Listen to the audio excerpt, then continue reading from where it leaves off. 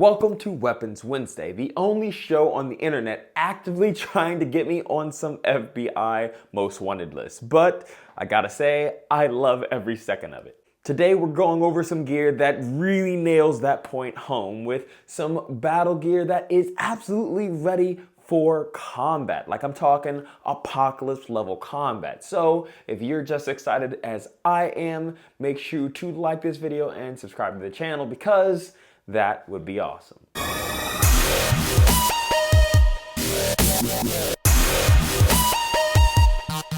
So I wanted to actually play a game in this video. Before we get to the weapons, before I announce what they are, I wanted to play a game. If you liked this video, then the last number of your like will tell you which weapon you would use in this theoretical apocalypse. If your last number is a 1, 2, or 3, you will use the first weapon that we go over. If your number is a 4, 5, or 6, you'll use the second weapon. And if your number is a 7, 8, or 9, you'll use the last number or the last weapon that we go over. And for those of you few that get 0, you get to use all 3. So let me know which one you got down in the comments below. Starting off with our first weapon, we're going over the modern tactical knife. Yes, I know, a very creative name, but I'm telling you, this bad boy is clean. This 7mm thick D2 steel is a modified stinger blade shape.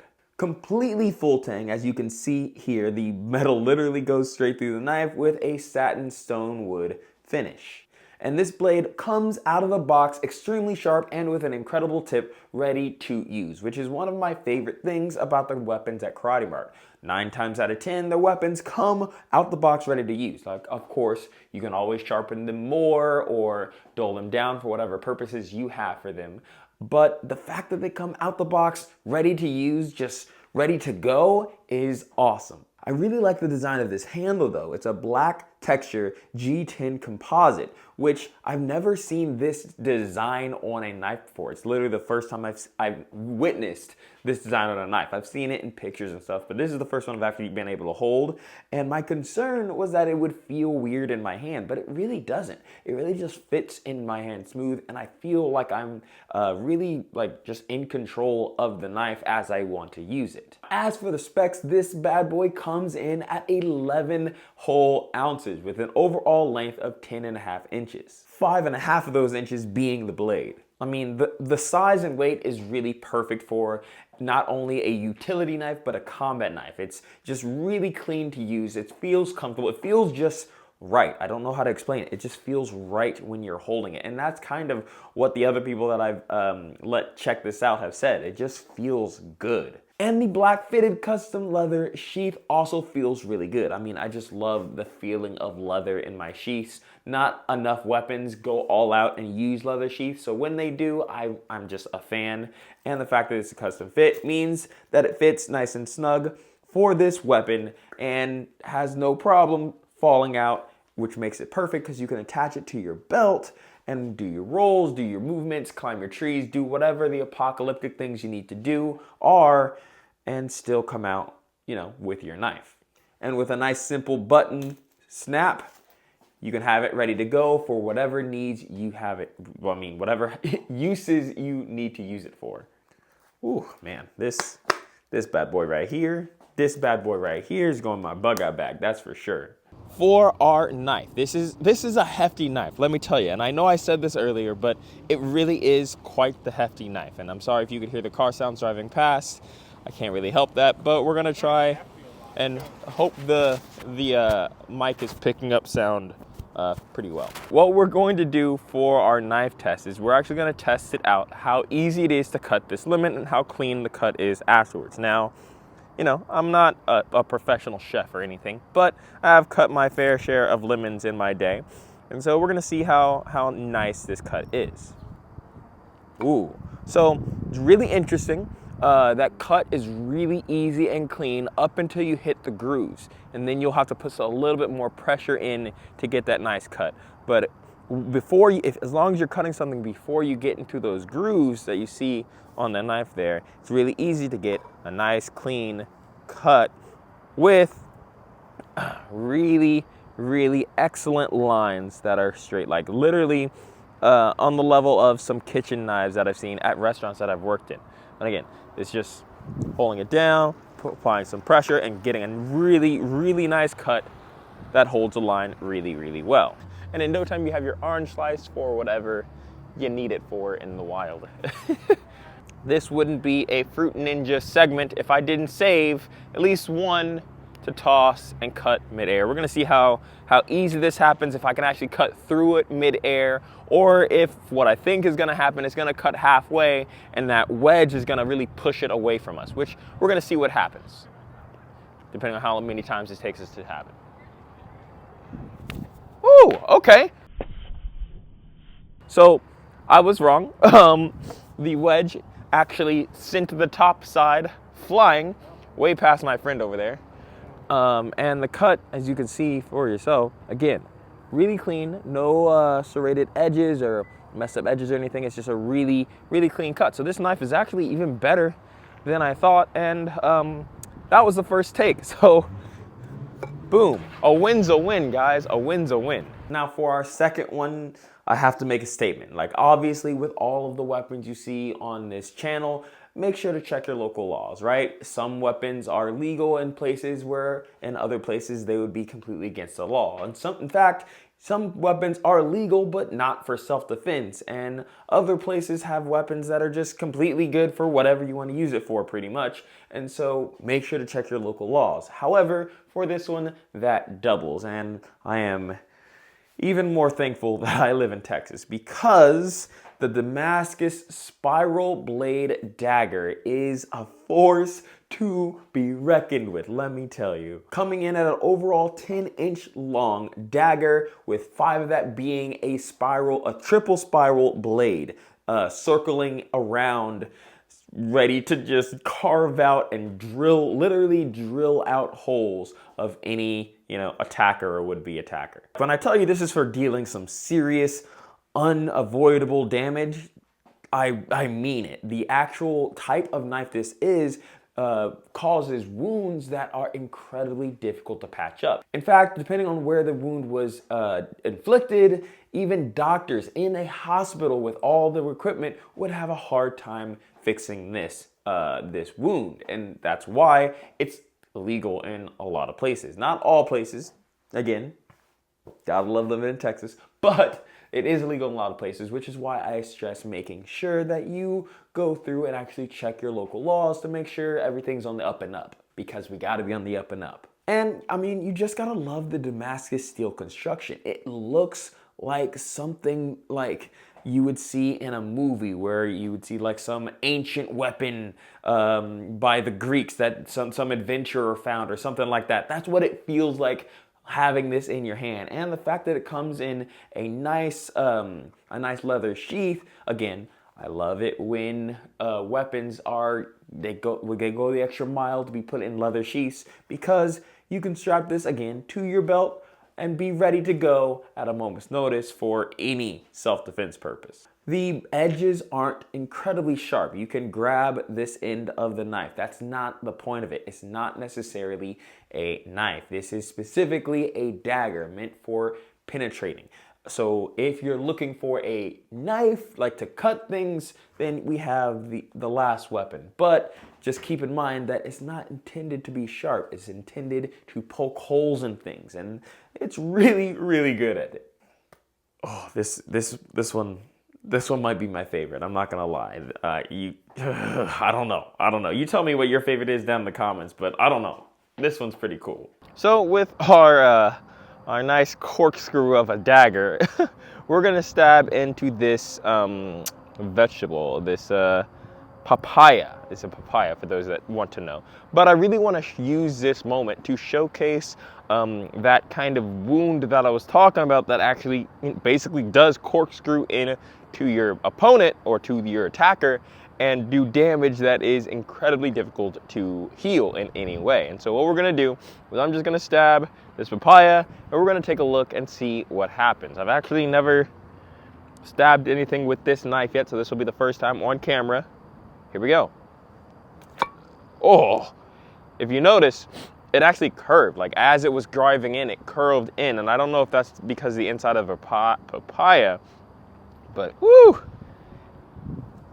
that is a very, very clean hole. For if you want to take a closer look at it, you can see it's a perfect circle hole, and it's very hard to see through camera. However, if you were to look inside of it, you would actually see these circular edges spiraling on the inside. We're gonna try and stab it again to see what we can get a second time. That's an excellent example of what I mean. The knife naturally wants to spin it. I didn't spin it that time. It just spun naturally. And as I take it out, I can spiral it out. And let's see if you can see it a little bit easier on this second hole. You can see these spirals starting and going inward on that hole, which is what makes this knife so very dangerous and honestly so very illegal in so many places. But that's just papaya, not a person. Imagine going into a person like that and then ripping out, leaving incredibly bad like carnage afterwards. It's an amazing knife for self-defense, but it really, or I guess dagger, not knife, but dagger, and it really only has one purpose, and that is to put down whoever's attacking you. And lastly, we have the rugged combat short sword. This incredibly thick, sturdy, and well, rugged blade is great for any self-defense or machete uses, whether that's cutting through vegetation or using it as self-defense. It has the weight to cut through pretty much anything you need, weighing in at a massive 2 pounds 2 ounces. And with that 19-inch blade on a 26.5 overall length, you really can use that weight to cut through whatever you need. And the blade is incredibly thick, as you can see here. It's specifically 7/16 of an inch in thickness, which sounds like not a lot. I get that. It doesn't sound like a lot, but it really is. And so the fact that you can just use this as a wedge, I wonder if you could chop logs. I bet you could chop logs with this. So, whew, this guy is meaty. And the cord wrap handle fits really well. I love cord wrapped handles specifically just because they feel good. Even when I'm using my performance weapons, when I grip them, I give it a cord wrap feel to it with different types of grips. That's just my personal opinion on that one. I love cord wrap grips, as well as other grips, but I do love cord wrap grips. And so this one is just, it makes it really nice and really comfortable in my hand because I'm also just used to it on top of it, which is a bonus. Plus, like the other weapons on this episode, they really got me on this one. They have the simulated leather sheath for an amazing, strong, textured sheath that will have a back strap that you can fit around your waist, around your shoulders to carry it quite easily in any apocalyptic situation. Obviously, I have it tight. I haven't actually fitted it to me, but it's still perfect for pulling out, using it, and then putting it away and keeping it secure even when you're running around or jumping or shaking or moving or anything like that. Like, let me tell you, these 3 weapons alone are a solid apocalypse arsenal. But like I said, let me know which one you got with the last number in your like. Let me know which weapon you got, and let me know if you think you could survive and even win in this apocalypse. Now, you know we're absolutely gonna have to take this sword and chop a frozen or flaming pineapple, flaming pineapple today. That has to happen. But before we do, I wanna actually see how good this can cut. This will actually be my first time cutting anything, so why not use that papaya from a little bit earlier and see the damage that we can do on this guy, because it does have 3 holes in it from the dagger, but we want to see what the actual sword or the short blade will do to that papaya. But we're gonna just cut straight across and see how clean of a cut we can get on this papaya. Woo! That felt really good. It went actually a lot higher than I expected. Here's the papaya, in case you didn't know. It has a nice seeds on the inside. But when we slice, it's a very, very straight, clean cut. No serrated edges, and this blade isn't like sharpened extra than what it would normally be. This is literally just out the box, ready to go. So the fact that it can cut this cleanly is actually really impressive, and part of the reason I love KarateMart, because they bring their weapons. I missed, that would have been so cool. But they sharpen their weapons out the box ready to use. I cut it. But even again, it's still a clean cut even when falling. Like, that's just impressive. Like, being able to do such a clean cut with such a thick blade will allow you to basically jettison one of the parts or the top part off, just like it did those couple times I just cut.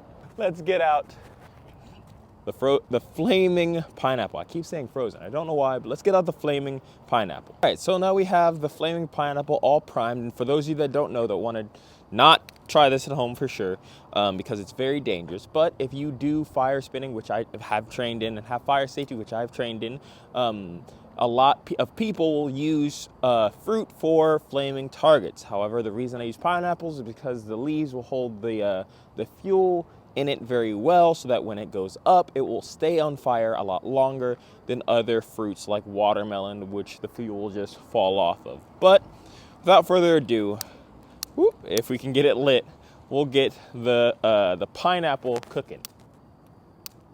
There we go.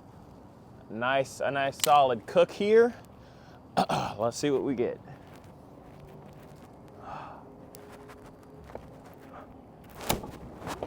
Woo! And again, you can see it jettison off, literally jettison. If you want to take a look over here, you can see the top of the pineapple. I kicked it, so it went over here, but it was actually landing far away due to the thickness of the blade, which was really really freaking cool. So I'm gonna run that back in the replay and set it up again, because why not get a second, burning fruit going.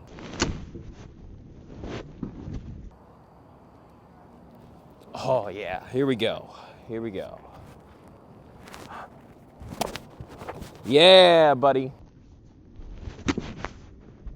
Guys, I really hope you enjoyed this video. It was so much fun making. I really had a blast, and I haven't recorded it yet. Like, in real life, I haven't recorded the fruit ninja part or the fruit destruction part, but I love getting a chance to do that, so I'm super excited. Hopefully you enjoyed watching it. Hopefully it ended up looking really good for you guys.